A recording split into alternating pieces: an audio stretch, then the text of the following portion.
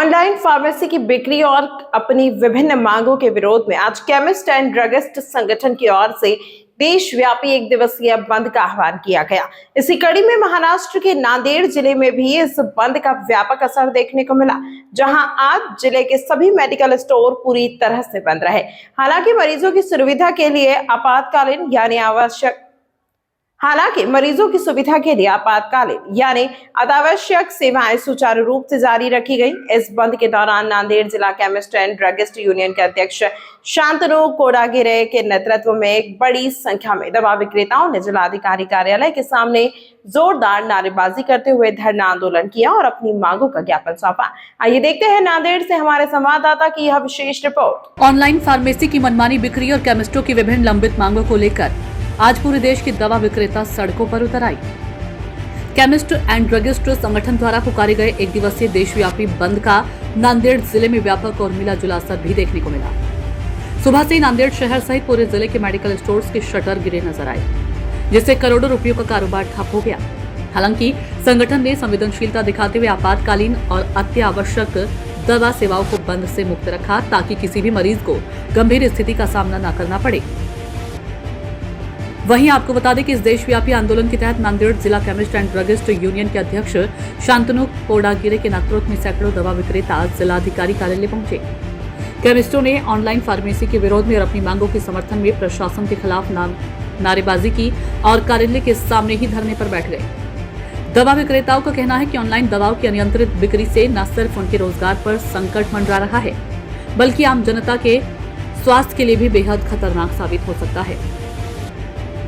आंदोलन के अंत में यूनियन के पदाधिकारियों ने जिलाधिकारी को अपनी मांगों का एक विस्तृत ज्ञापन सौंपा। इस जोरदार प्रदर्शन और धरना आंदोलन में जिलाध्यक्ष शांतनु कोडगिरे, सदानंद मेडेवार, दीपक कोठारी आदि शामिल हुए। आप्पासाहेब शिंदे यांच्या नेतृत्वाखाली भारतभरातील 12.5 लाख केमिस्टांचा हा बंद आहे। त्यामध्ये नांदेड जिल्हा 100% बंद आहे। या बंदमध्ये जिल्ह्यातील 2200 केमिस्ट बंदमध्ये सहभागी आहेत। हा बंद 24 तासासाठी पुकारलेला आहे। मुळात या बंदमध्ये ऑनलाईन फार्मसीच्या विरोधामधला हा बंद आहे।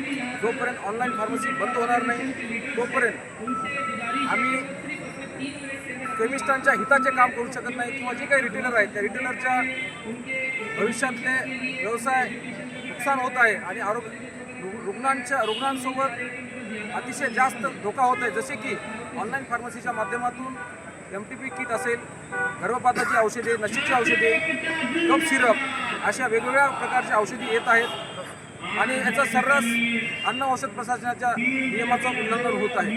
तरी आरोग्याच्या निगडीत हा अतिशय गंभीर विषय असल्यामुळे सरकारने याच्यात दखल द्यावी, ऑनलाईन फार्मसी तात्काळ बंद करावी ही विनंती आहे। आम्ही लगेच नांदेड जिल्हा संघटनेच्या वतीने आदरणीय जिल्हाधिकारी साहेबांना आम्ही निवेदन देत आहोत। हा बंद 24 तासाचा पुकारण्यात आलेला आहे। अत्यावश्यक रुग्णांना जे काही औषधी लागतील त्याच्यासाठी जिल्हा असोसिएशनकडून एक हेल्पलाईन तयार केलेली आहे।